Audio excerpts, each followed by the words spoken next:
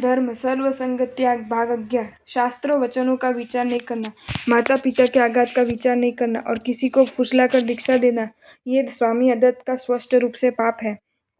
अब मानो कि माता पिता को पूछो, लेकिन वो पुत्र मोह से दीक्षा दिलाने की मनाही करते हैं। उनको पुत्र साधु बहुत समझाए, दीक्षा के लाभ समझावे, उनको आज्ञा देने के बारे में बहुत समझाए, फिर भी अति मोह के कारण वे आज्ञा न दे तो भी सीधे भगाकर दीक्षा नहीं दी जाती।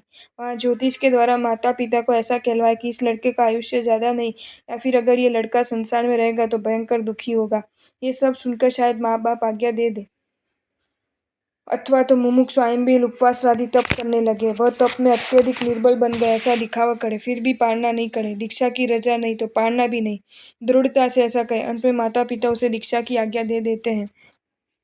अगर पुत्र की दीक्षा के बाद माता पिता की आर्थिक स्थिति का प्रश्न हो तो उसकी उचित व्यवस्था करके उनको निर्भय कर सकता है। फिर माता पिता आज्ञा दे देते हैं, वह पुत्र ही धर्म प्राप्त करके ऐसी व्यवस्था कर सकता है। संक्षेप में, साम दाम दंड वेदादि से कोई भी पद्धति अपनाकर माता पिता की आज्ञा लेकर ही दीक्षा देनी, लेकिन माँ बाप हाँ नहीं कहे तो ऊपर के कोई भी उपाय आजमाए बिना ही जल्दी में भगाकर दीक्षा दे तो यत्ना नहीं पालना से ये दीक्षा दान भी दोष रूप बनती है, शिष्य चोरी का दोष। हाँ, ऊपर के प्रयत्न करने पर भी, सच्चे हृदय से प्रयत्न करने पर भी जड़ माँ बाप आज्ञा न दे, एकदम जिद्दी हो ही रहे तो अंत में भगाकर दीक्षा देने का विधान है ही। इस प्रकार ये प्रवृत्ति शास्त्र अनुसारी बनने से शिष्य चोरी का दोष नहीं लगता। वैसे सकारणता और यत्न न हो तो भगाकर दीक्षा देने में निश्चय से स्वामी अदत्त का दोष लगता ही है। माता पिता की आज्ञा लेने के लिए इतना प्रयत्न करने में इतने समय दीक्षा विलंब से होती है, मुमुक्षु असंयम में रहता है, फिर भी शास्त्रकार भगवंत इस प्रकार पर इतना जोर देते हैं। इसके लिए संयम प्राप्ति में होने वाले विलंब भी स्वीकार करते हैं, क्योंकि माता पिता के अंतर के आशीष इस प्रवज्ञा के लिए परम मंगल है। अगर इस मंगल के बिना दीक्षा ले तो दीक्षा निष्फल होने की संभावना निश्चित है। अब अगर जल्दी दीक्षा लेने में दीक्षा निष्फल जाती है तो उसके बदले विलंब से दीक्षा देकर भी दीक्षा को सफल करनी, यही बुद्धिमत्ता है ना। अष्टक प्रकरण में श्री हरिभद्रसूरी महाराज ने कहा है कि सर्व पापा निवृत्ति हरियद सर्वथैषा सत्ताम मता गुरुद्वेग कृतोत्यंत नेयम न्यायोपपद्यते।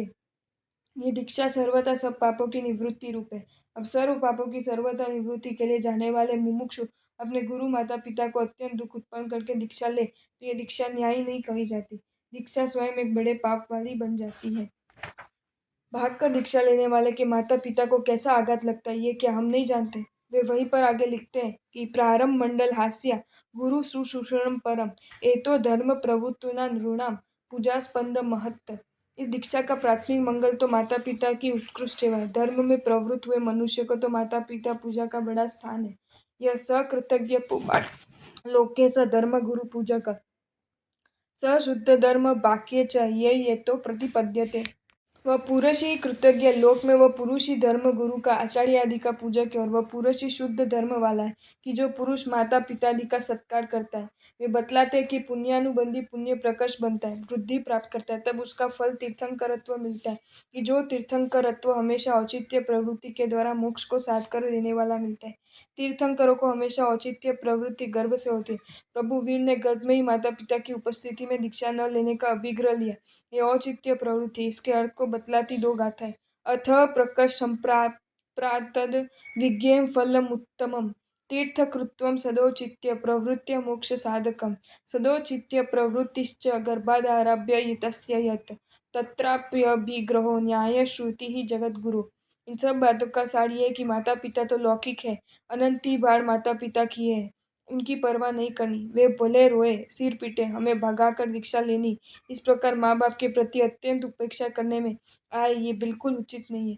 ऊपर के गाथाओं में स्पष्ट दिखता है कि दीक्षा लेने में लौकिक माँ बापों के आशीष भी कितने उपादेय हैं।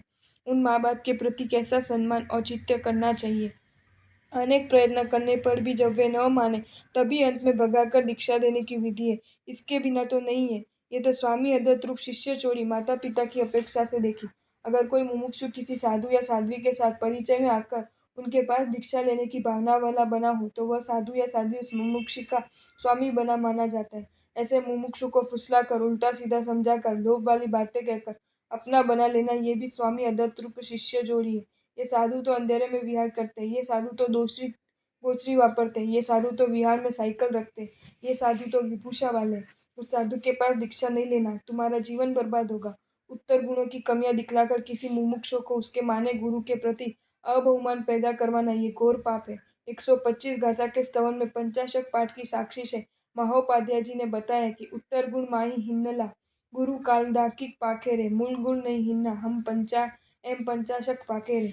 उत्तर गुणों में हीन गुरु इस काल की अपेक्षा से सद्गुरु गिना जाता है कि वे मूल गुण हीन नहीं होने चाहिए। वास्तव में तो जिस आत्मा ने अभी तक किसी को गुरु के रूप में नक्की नहीं किया, मात्र सबसे परिचय में है, उनको भी दूसरों के दोष दिखाने की क्या जरूरत है। मात्र शास्त्रीय आचार आदि का निरूपण करना है, उससे वह आत्मा होशियार हो तो स्वयं समझ लेगा। उदाहरण, फलाना अमुक साधु आधा कर्मी वापरते, इस प्रकार की प्ररूप ने ये तो साधु के प्रति तिरस्कार, निंदा आदि सूचित करती है, जबकि साधुओं का आचार है कि उन्हें आधा कर्मी आहार नहीं वापरना चाहिए। कोई खास कारण हो तो ही अपद मार्ग से वापर सकते हैं। इस पदार्थ के निरूपण में वास्तविक पदार्थ आ जाता है और किसी का नाम लेकर निंदा टिंका होती नहीं है। लेकिन जिन्हें शिष्य की लालसा जगी है, वे ये सब विवेक भूल जाते हैं।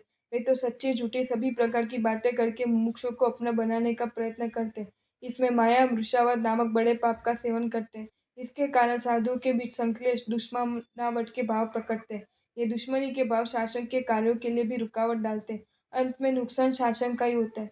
उसमें भी दीक्षा के बाद वो मुमुक्ष तो स्थिर नहीं हुआ तो मन में या प्रकट रूप से भी गुरु को लाखों अपशब्द कहेगा कि इस गुरु ने मुझे फुसलाया, मेरी जिंदगी बर्बाद की। मेरे पुराने गुरु ही अच्छे थे, लेकिन मैं इस गुरु की बातों में फंस गया। बाद में उस गुरु और शिष्य के बीच संघर्ष की ज्वाला धधकती रहती। उसके बदले अगर उस मुमुक्षु के पास मूल गुण संपूर्ण महात्माओं की प्रशंसा करने में आए, उससे माने हुए गुरु या परिचित हुए साधु जो कि मूल गुण संपन्न हो, तो उनके अद्भुत गुणों की अनुमोदना करने में आए, तो उस मुमुक्षु में भी गुणानुराग के संस्कार पड़ते हैं। उस मुमुक्षु को भी ऐसा लगेगा कि यह साधु परस्पर कितना स्नेह रखते हैं। वह मुमुक्षु इस बात को वहां जाकर अपने माने हुए गुरु या परिचित साधु को कहता है। इससे उस साधु को प्रशंसक साधु के प्रति सद्भाव प्रकटता है। अगर मन में कोई द्वेष भाव हो तो वो भी निकल जाता है। ये सब न हो तो भी प्रशंसक तो ऐसे वर्तन के द्वारा कर्मक्षय करेगा ही। उसकी निष्पृहता उसके आत्मा को परम प्रसन्नता देने वाली बन जाती है। आपको ये वीडियो अच्छा लगा हो तो इसे लाइक करें और शेयर करें, और ऐसे ही नए नए वीडियोज़ देखने के लिए सब्सक्राइब करें हमारी channel Jain facts and stories को।